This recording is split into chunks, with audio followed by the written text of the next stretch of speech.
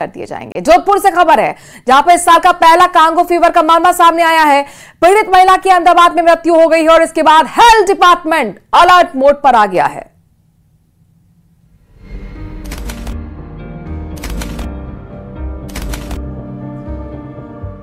Congo fever से हो जाएं सावधान, अभी तक नहीं बनी है वैक्सीन, सावधानी ही है समाधान। स्वास्थ्य विभाग की टीम जोधपुर के नांदड़ा गांव पहुंची है, उस बीमारी को जानने, समझने और लोगों को आगाह करने जिसकी अभी तक कोई प्रभावी वैक्सीन नहीं बनी है। सिर्फ और सिर्फ सावधानी ही जानलेवा वायरस से बचाव का इकलौता रास्ता बताया जा रहा है। जोधपुर में लौटा खतरनाक वायरस, कांगो फीवर से 51 साल की महिला की गई जान। 3 सितंबर से महिला थी बीमार, जोधपुर के एमडीएम अस्पताल में कराई गई थी भर्ती। अहमदाबाद में इलाज के दौरान 8 अक्टूबर को हुई मौत। मंगलवार देर रात आई रिपोर्ट में कांगो फीवर की हुई पुष्टि। बुधवार को स्वास्थ्य विभाग की टीम महिला के गांव पहुंची और परिजनों और आसपास के ग्रामीणों के ब्लड सैंपल लिए। जिसकी अहमदाबाद में मृत्यु हुई है निजी चिकित्सालय में, और उनका सैंपल एनआईवी पुणे भेजा गया था, वहीं से इनकी पॉजिटिव की पुष्टि हुई है।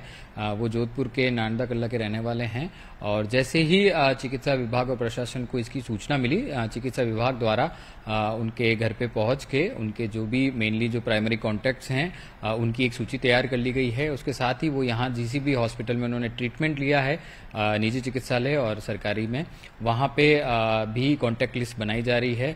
इसके साथ ही उनके घर में जैसे कि वो कैटल्स रखते थे, गायें रखते थे, तो गायों के और जो टिक्स हैं उनके सैंपल भी हमने ले लिए हैं, वो भी भेजे जाएंगे। कांगो फीवर से पीड़ित महिला पशुपालन से जुड़ी थी।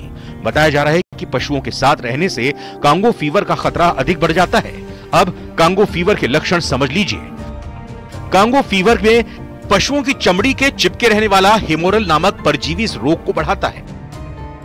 संक्रमित व्यक्ति को बुखार के साथ मांसपेशियों में दर्द होता है।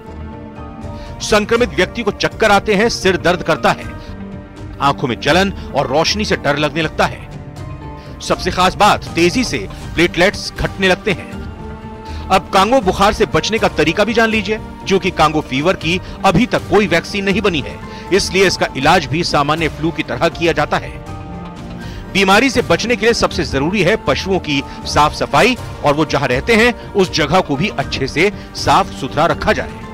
जो पशुपालक हैं जो कि कैटल्स वगैरह या कुछ रखते हैं, तो निरंतर उनको जो टिक्स उसमें पशुओं में लग जाती है, उन टिक्स को हटाने के लिए जो स्प्रे है या कोई दवाई का इस्तेमाल जो करते हैं उसको रेगुलर पे करें, साफ सफाई रखें, ताकि किसी भी तरह का कोई टिक्स या किसी जानवर पे या उस बाड़े में या जहां भी वो रख रहे हैं वहां ना हो, और वो किसी इंसान को भी नहीं काटे। और उसमें उसके काटने से जो इन्फेक्टेड कैटल है उनके काटने से जो उनके ऊपर जो टिक्स रहती है वो जब इंसान को काट लेता है तो उसके थ्रू ही ये बीमारी फैलती है।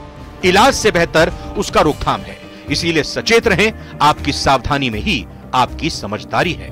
न्यूज़ 18 राजस्थान के लिए जोधपुर से चंद्रशेखर की रिपोर्ट।